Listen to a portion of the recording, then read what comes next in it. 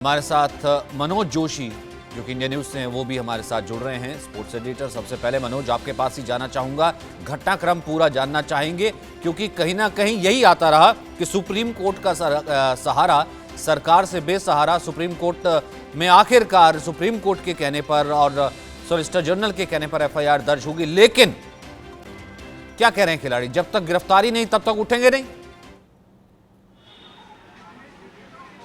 जी हाँ, बिल्कुल। पहलवानों की मांग यही है कि जब तक गिरफ्तारी नहीं होगी तब तक वो नहीं हटेंगे, मोर्चा नहीं छोड़ेंगे, क्योंकि उन्हें बहुत प्रताड़ित किया गया है और ये सारी समस्या 2012 से लेकर तक है और इसमें माइनर से लेकर तमाम महिला खिलाड़ी हैं, शिकायत करते हैं। मेरे साथ अशोक गर्ग इस समय मौजूद हैं, जो अर्जुन पुरस्कार विजेता होने के साथ साथ ओलंपियन भी हैं और कॉमनवेल्थ चैंपियनशिप के 2 स्वर्ण पदक इनके नाम हैं।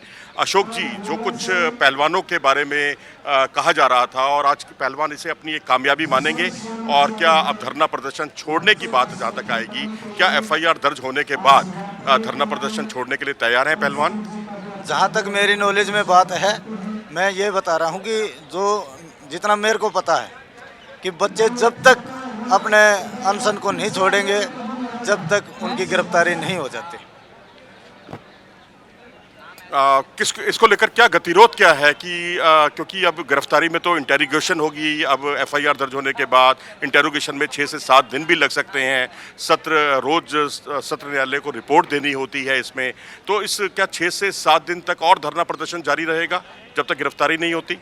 आप तो 7 दिन की बात कर रहे हो, तो सालों की बात कर रहे हैं। जब तक रिजल्ट नहीं आएगा वो कितने दिन लगेंगे? जब तक गिरफ्तारी नहीं होती कितने दिन लगेंगे? हफ्ते की बात नहीं कर रहा मैं, वो तो बात ये कर रहे हैं आर पार की लड़ाई है। जब तक उसका रिजल्ट नहीं निकलता, जब तक गिरफ्तारी नहीं होती, तब तक अनशन नहीं टूटेगा। लीजिए, बड़ी साफ तौर पर कहा है ये अशोक गर्ग जो हैं, जो रिप्रेजेंटेटिव हैं उन 4 सदस्यीय दल के, जिन्हें पहलवानों ने मुकर्रर किया है। जब भी कोई कोच खलीफाओं की बातचीत करनी होती है, जैसे डीसीपी से बातचीत हुई, तब इनकी कमेटी जो है 4 सदस्यीय उनसे मिली और जो भी बड़े फैसले होते हैं ये 4 सदस्यों की कमेटी करती है। उन्हीं में से अशोक गर्ग हैं। इन्होंने साफ तौर पर कहा, स्पष्ट कर दिया है, पत्ते खोल दिए हैं कि कोई किसी भी तरह का समझौता नहीं किया जाएगा, बेशक एफआईआर हो, चाहे कुछ भी हो। एक चीज आपसे और जानना चाहूंगा, फिर मैं अपने पैनलिस्ट के पास लौटूंगा, वो ये, इस बीच में कोई कोशिश की गई स्पोर्ट्स मिनिस्ट्री की तरफ से इनसे संपर्क करने की? अभी हमने देखा बजरंग कह रहे थे कि भैया फेडरेशन का जो अध्यक्ष है उसके ऊपर इल्जाम लगे शोषण का, तो हम किससे शिकायत करेंगे? फेडरेशन के अध्यक्ष के ऊपर इल्जाम लग रहे हैं, तो ऐसे में सुप्रीम कोर्ट का रुख करना पड़ा क्योंकि सरकार की तरफ से कुछ नहीं हुआ था। अब क्योंकि ये धरना पार्ट 2 है, तो ऐसे में क्या स्पोर्ट्स मिनिस्ट्री की तरफ से, स्पोर्ट्स मिनिस्टर की तरफ से कोई इनसे संपर्क किया गया है? स्पोर्ट्स मिनिस्ट्री में देखिए, जो अनुराग ठाकुर हैं खेल मंत्री, उन्होंने बहुत ही साफ तौर पर अपनी मंशा से अवगत करा दिया था कि जो भी जांच हुई है, जितनी जांच हुई है, उसके आगे की प्रक्रिया कराने के लिए वो तैयार हैं, क्योंकि पुलिस की इनिशियल रिपोर्ट में यही कहा गया था कि आरंभिक जांच ज़रूरी है। तो उन्होंने कहा हम और साक्ष्यों को रखना चाहेंगे। आईओए ने भी इस तरह का आश्वासन दिया है, क्योंकि आईओए की जाँच जो है मुकम्मल नहीं हुई है पूरी तरह से, लेकिन ये जाँच जो है ओवरसाइट कमेटी की, खेल मंत्रालय की, वो पूरी हो गई थी। 5 अप्रैल को रिपोर्ट भी दर्ज कर दी गई थी, लेकिन उसके बारे में अभी तक जो अनुराग ठाकुर ने जो कुछ कहा है, 12 दिन की बात कही थी, 12 घंटे की बात कही थी कि उन्होंने 12 घंटे तक बातचीत की है। अशोक, 12 घंटे तक बातचीत की, लेकिन बजरंग कह रहे हैं कि ऐसा कुछ नहीं हुआ।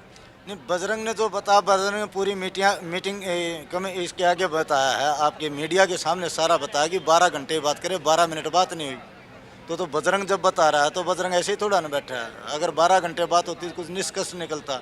जब 12 घंटे की बात आप 12 मिनट में ख़त्म कर रहे हैं तो उसका निष्कर्ष कैसे निकले? कम्युनिकेशन गैप है। देखिए, कम्युनिकेशन गैप है। अशोक गर्ग ने कहा है कि बजरंग पूनिया की जो दो मीटिंग्स जो हुई थी खेल मंत्री के साथ पूरे दल की, वो कुल मिलाकर अगर पूरा 2 दिन का भी अगर आप टाइमिंग नोट करेंगे तो वो 12 मिनट से ज़्यादा नहीं थी। लेकिन अनुराग ठाकुर कह रहे हैं कि 7 घंटे एक दिन और 5 घंटे एक दिन पहलवानों के साथ बातचीत हुई थी। तो एक गतिरोध बना हुआ है, कम्युनिकेशन गैप बना हुआ है, कम्युनिकेशन गैप भी बना हुआ है। ऐसे में सवाल सबसे बड़ा यही है जो कि हम लगातार उठाते आ रहे हैं कि ठीक है, इंसाफ खिलाड़ियों को मिलना चाहिए, खिलाड़ियों की सबसे पहले सुननी चाहिए, लेकिन सबसे पहले खिलाड़ियों को घर भेजिए, खिलाड़ियों को वापस जो है अपने रेसलिंग रिंग में भेजिए, क्योंकि खिलाड़ियों की जगह इस वक्त कम से कम कहीं भी हो, ये जंतर मंतर का धरना मैदान तो नहीं है।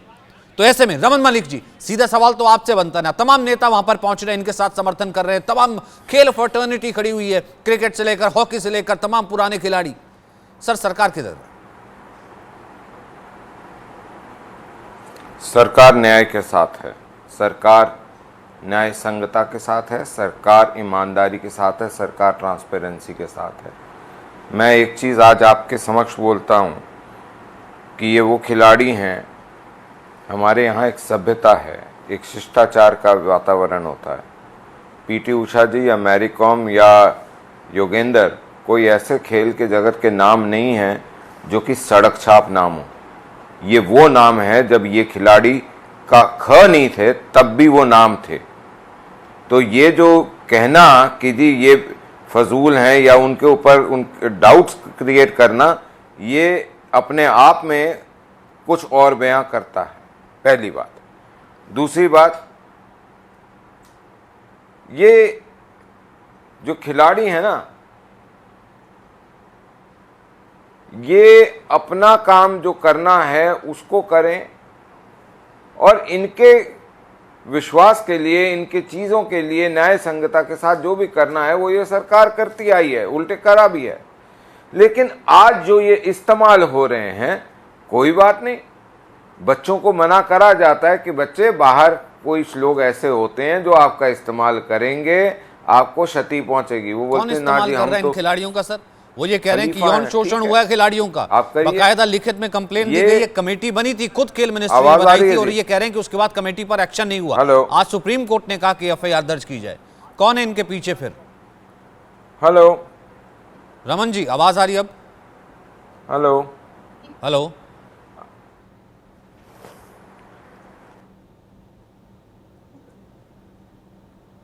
रमन जी आवाज आ रही है? अब आ रही है जी। हाँ, तो कौन है इनके पीछे? सॉरी, उस टाइम सर थोड़ी देर इंतजार करिए ना, अभी सारे आएंगे। बारिश हट गई है, बादल हट गए हैं, इनके सारे के सारे जो इनके को यूज करना चाहते हैं वो सारे दिखेंगे आपको। सर इनको कौन यूज करेगा, मुझे बात बताइए सर, खुल के बताइए ना सर, सीधे तौर पर। एक तरफ आप कह रहे हैं कि न्याय के साथ है, सरकार इन खिलाड़ियों के साथ है, फिर आप कह रहे हैं कि इनका इस्तेमाल हो जा रहा है। सर कौन इस्तेमाल कर रहा है? वो खिलाड़ी कह रहे हैं कि यहाँ पर बच्चों का यौन शोषण हुआ है, ये कह रहे हैं कि यहाँ पर फेडरेशन का जो अध्यक्ष है उस पर इल्जाम लगे हैं, उसके बावजूद जो है उसे हटाया नहीं जाता है, उसका इस्तीफा तक नहीं होता है। ये इंसाफ नहीं मांग रहे तो ये क्या कर रहे हैं? अनुशासनहीनता है सर। देखिए एक मिनट, क्या ये गवर्नमेंट अपॉइंटेड अध्यक्ष है? ये गवर्नमेंट अपॉइंटेड अध्यक्ष नहीं है, ये एक चुनाव के माध्यम से चुनाव जीता हुआ अध्यक्ष है, उसके प्रोसीजर्स हैं उसको हटाने के और रखने के। ये कोई बीजेपी का सांसद है इसलिए उठा के उसको अध्यक्ष बना दिया, ऐसा विषय नहीं है। ये फंडामेंटली क्लियर कर लिया जाए। बृजभूषण शरण सिंह चुनाव जीत के अध्यक्ष बने, वो इसलिए अध्यक्ष नहीं हैं रेसलिंग फेडरेशन के क्योंकि वो बीजेपी के एमपी हैं।